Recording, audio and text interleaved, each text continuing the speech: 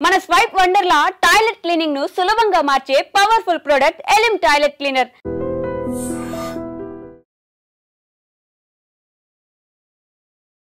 కామంతో కళ్ళు మూసుకుపోయిన ఆ వృద్ధ ఉపాధ్యాయుడు మైనర్ను లైంగికంగా వేధిస్తున్నాడు. అనునిత్యం ఆ పీటీ మాస్టర్ వేధింపులు తాళలేక ఆ పాప ఆత్మహత్య చేసుకోవాలనుకుంది. ఈ విషయాన్ని గమనించిన తల్లిదండ్రులు వెంటనే అలర్ట్ అయ్యారు. స్థానిక పోలీసులకు కంప్లైంట్ ఇవ్వడంతో పోక్సో యాక్ట్ కింద కేసు కూడా నమోదైంది. అయితే ఈ ఘటన మచిలీపట్నంలో వెలుగు చూసింది.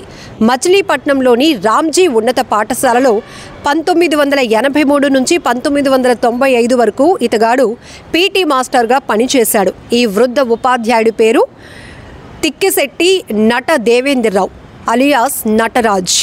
విద్యాబుద్ధులు నేర్పించి పిల్లలకు క్రమశిక్షణ, మంచి భవిష్యత్తు వైపు మార్గం చూపించాల్సినటువంటి ఉపాధ్యాయులే ఇలా పిల్లల పాలిట కీచకులుగా మారుతుంటే వాళ్ళకి ఎక్కడ సెక్యూరిటీ ఉంటుంది, ఎక్కడ వాళ్ళకి భద్రత ఉంటుంది, భరోసా ఉంటుంది?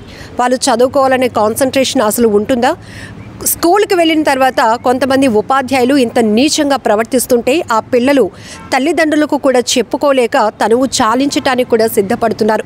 అసలు మైనర్ అనేటప్పటికీ సూసైడ్ చేసుకోవాలనేటటువంటి ఆలోచనలోనికి వెళ్ళే ఆలోచన వస్తుందా అసలు? కానీ ఎంత వేధింపులు భరిస్తే గనక వాళ్ళు అటు చెప్పుకోలేక ఇటు స్కూల్లో ఎవరితో చెప్పుకోలేక మదన పడిపోతూ వాళ్ళల్లో వాళ్ళు నరక యాతన అనుభవిస్తూ ఆఖరికి చనిపోవడం బెటర్ టీచర్స్ చేతిలో ఇలా మేము నలిగిపోయే కంట అనేటటువంటి ఆలోచనకు వచ్చేస్తున్నారు. అంటే మనం ఒకసారి ఆలోచించాలి. ఇక్కడ మచిలీపట్నంలో జరిగినటువంటి ఈ ఘటనే కాదు, చాలా ప్రాంతాల్లో చూస్తున్నాం. కొన్ని స్కూల్స్లో పీటీ మాస్టర్లు కావచ్చు, లేకపోతే ఏదైనా సబ్జెక్ట్ టీచ్ చేస్తున్నటువంటి టీచర్లు కూడా పిల్లలు అనేటప్పటికీ వాళ్ళ భవిష్యత్తు మన చేతిలో ఉంది, వాళ్ళ భవిష్యత్తు వాళ్ళకి మంచిగా పాఠాలు చెప్పి వాళ్ళని ఉన్నతులుగా తీర్చిదిద్దే బాధ్యత మనపై ఉందనే ఆలోచన మరిచి వారిపైన కన్నేస్తున్నారు. కామ కోరికలు తీర్చుకోవటానికి వాళ్ళని బలి చేస్తున్నారు. ఇక్కడ ఈయన వయసే మనకు అర్థమవుతోంది. వృద్ధ ఉపాధ్యాయుడు అంటే ఆయన 83 నుంచి కూడా టీచింగ్ ఫీల్డ్లో ఉన్నారు. అంటే ఏ వయసు ఉంటుందో ఆయన సర్వీసే 30 ఏళ్ళు పైన కనపడుతోంది.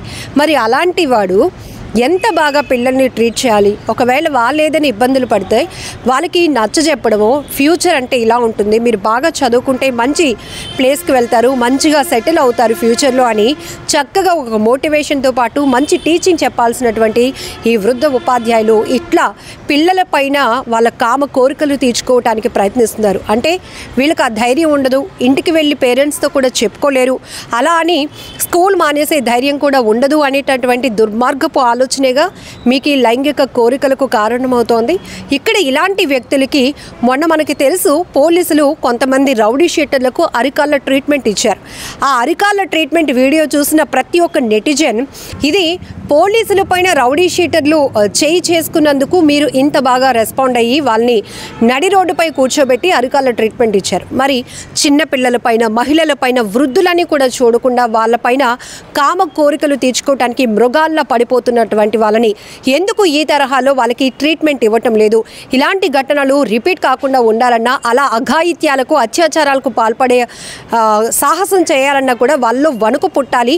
ఇలాంటి ట్రీట్మెంట్లు అక్కడ కూడా అప్లై చేయండి అనే అభిప్రాయాలు కూడా వ్యక్తమయ్యాయి. అయితే ఇక్కడ ఎందుకు చెప్తున్నాము అంటే ఆ స్థాయిలో ఇక్కడ స్కూల్లో కూడా, స్కూల్ అంటే ఏంటి, చక్కగా వాళ్ళు పాఠాలు నేర్చుకొని ఇంటికి వెళ్ళి ఇంకా వాళ్ళ ఫ్యూచర్ని డిజైన్ చేసుకుంటారు అని చెప్పి ఒక నమ్మకం, ఒక బాధ్యత, ఒక భరోసాతో ఒక విద్య నేర్చుకుంటారని ప్రతి తల్లిదండ్రులు లక్షల ఫీజు కట్టి మరీ స్కూల్స్కి పంపిస్తుంటే ఇక్కడ స్కూల్స్లో కూడా, కాలేజీల్లో కూడా, హాస్టల్స్లో కూడా ఈవెన్ పిల్లలకి భద్రత లేకపోతే ఇంకా తల్లిదండ్రులు ఏం చేయాలి? ఇంట్లోనే కూర్చోబెట్టుకొని వాళ్ళే చదువు చెప్పుకునే పరిస్థితులు వచ్చేస్తాయేమో అని భయం వేస్తోంది. ఇప్పుడు ప్రతి స్కూల్లో కూడా గుడ్ టచ్, బ్యాడ్ టచ్, ప్రతి పిల్లలకి దీనిపైన అవగాహన చాలా అవసరం. ఎందుకంటే ఏ మనిషి ముసుగులో ఉన్నటువంటి కొంతమందిలో మృగత్వం, ఆ క్రూరత్వం బయటపడుతుందో తెలీదు. సొసైటీలో ఉన్నాం, మనం మనుషులం, ఒక బాధ్యతాయుతమైనటువంటి వృత్తిలో ఉన్నాం, టీచర్ పోస్ట్లో ఉన్నాం. మనం చాలామందికి ఆదర్శంగా ఉండాలి. మనల్ని చూసి పిల్లలు చాలా నేర్చుకుంటారు అనేటటువంటి కనీస విజ్ఞత మరిచి చాలా దారుణంగా ప్రవర్తిస్తున్నటువంటి కొంతమంది కీచక ఉపాధ్యాయుల్ని కఠినంగా శిక్ష అయితే విధించాలి ఖచ్చితంగా. ఎందుకంటే ఇక్కడ ఒకరిని చూసి ఒకరు, ఇంకొక ఘటన చూసి మరొకరు ఖచ్చితంగా ఒక ప్యానిక్లోనికి వెళ్ళిపోతారు. తల్లిదండ్రులు ఇలాంటి ఘటనలు చూసినప్పుడు ఒక రకమైనటువంటి ఇన్సెక్యూరిటీ బిల్డ్ అవుతుంది. పిల్లలకి స్కూల్లో కూడా భద్రత లేకపోతే ఎలా అని చుట్టూ బోల్డ్ యాంబియన్స్ క్రియేట్ చేస్తున్నాం, మా స్కూల్ ప్రత్యేకతలు ఇవ్వంటున్నాం, సీసీ కెమెరాలు ఉన్నాయంటున్నాం, నిరంతరం టీచర్లు, ఉపాధ్యాయులు, మేనేజ్మెంట్ పర్యవేక్షణ అంటున్నాం. బట్ కొన్ని స్కూల్స్లో ఏమవుతుంది ఈ పర్యవేక్షణ, అసలు ఏం జరుగుతుందో తెలీదా? గతంలో కూడా ఈతగాడు, ఈ కీచక ఉపాధ్యాయుడు, ఈ వృద్ధ ఉపాధ్యాయుడు కొంతమంది టీచర్స్ని కూడా ఇలానే లైంగికంగా వేధించినట్లు కూడా వెలుగులోనికి వచ్చింది. ఇప్పుడు మైనర్పై లైంగిక వేధింపులకు పాల్పడటం, ఆ అమ్మాయిని సెక్సువల్గా హింస పెట్టడం, ఒత్తిడి తేవటంతో ఆ అమ్మాయి సూసైడ్ చేసుకోవడానికి కూడా వెనకాడలేదు. ఈ నేపథ్యంలోనే పేరెంట్స్ ఇక్కడ అలర్ట్ అయ్యారు కాబట్టి సరిపోయింది. ఆమెను వెంటనే ఓదార్చి పోలీసులకి కంప్లైంట్ ఇచ్చారు. పోక్సో చట్టం కింద కేసు కూడా నమోదైంది. ఒకవేళ తల్లిదండ్రులు దాన్ని గమనించకపోతే ఒక ప్రాణం పోయి ఉండేది కదా ఇలాంటి దుర్మార్గపు టీచర్ వల్ల. ఇక్కడ మనం ఒకటి గమనించాలి, ఎక్కడ ఘటన జరుగుతుంది అనేది పక్కన పెట్టండి. ఇలాంటివి రిపీట్ కాకుండా ఉండాలి అంటే ఎక్కడ సిస్టంలో ఆ కరెక్షన్ ఎక్కడ జరగాలి, మీ అభిప్రాయాలు కూడా చెప్పండి. దయచేసి గుడ్ టచ్, బ్యాడ్ టచ్ అనేది పిల్లలకి ఇప్పుడు నేర్పించాల్సిన అవసరం చాలానే ఉంది.